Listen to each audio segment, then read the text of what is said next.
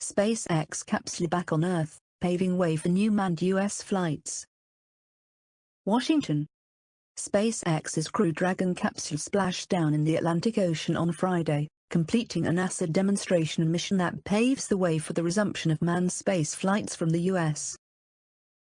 After hours of suspense, the Dragon spacecraft touched down at 8:45 a.m., 13:45 GMT, some 230 miles, 372 kilometers, off the coast of the U.S. state of Florida.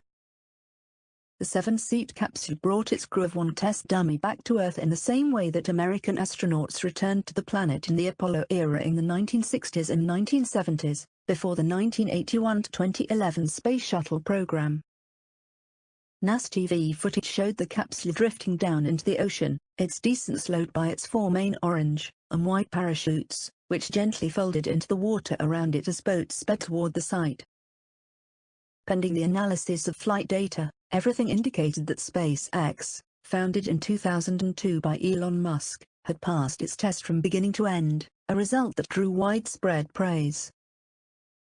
NASA Administrator Jim Bridenstine hailed the splashdown, saying it marked another milestone in a new era of human spaceflight. The head of the Russian space agency Roscosmos sent his congratulations via Twitter to his dear colleagues Jim Bridenstine and Elon Musk. And former President Barack Obama noted that it was his government that launched the commercialization of astronaut space transport. "We invested in the commercial_crew program to strengthen the U.S. space program for the long haul, and it's great to see that happening," he tweeted.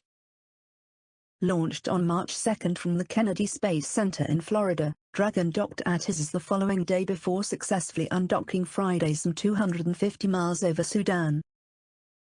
The re-entry into Earth's atmosphere tested the vehicle's heat shield for the first time, and Musk had previously said that the phase was probably my biggest concern. Even though the capsule came back to Earth looking like a toasted marshmallow, in the words of SpaceX engineer Kate Tice, the heat shield held. Preparation for crewed mission.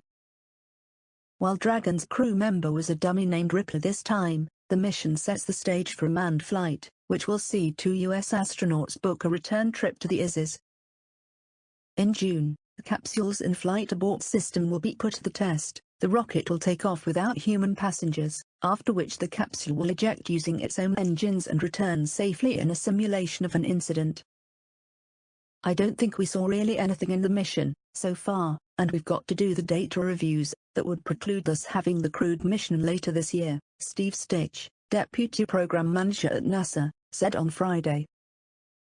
Separately, Boeing is scheduled to carry out an unmanned demo mission in April of its Starliner capsule. Both systems must give NASA 2 independent means, and at a lower cost than that of the Space Shuttle program, to access the ISS by 2020.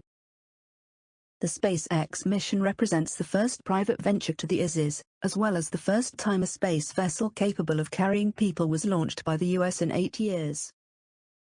Dragon also marks a return to a vintage format. It is the first U.S. capsule since the pioneering Apollo program. Capsules have no wings and fall to Earth, their descent slowed only by parachutes, much like the Russian Soyuz craft, which lands in the steppes of Kazakhstan. The last generation of U.S. spacecraft, the space shuttles, landed like airplanes.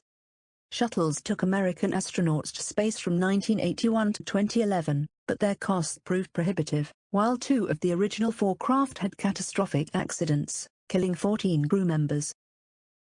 Until SpaceX and Boeing are certified by NASA, Russia will continue to be the only country taking humans to the ISS. NASA buys seats for its astronauts, who train with their Russian cosmonaut counterparts,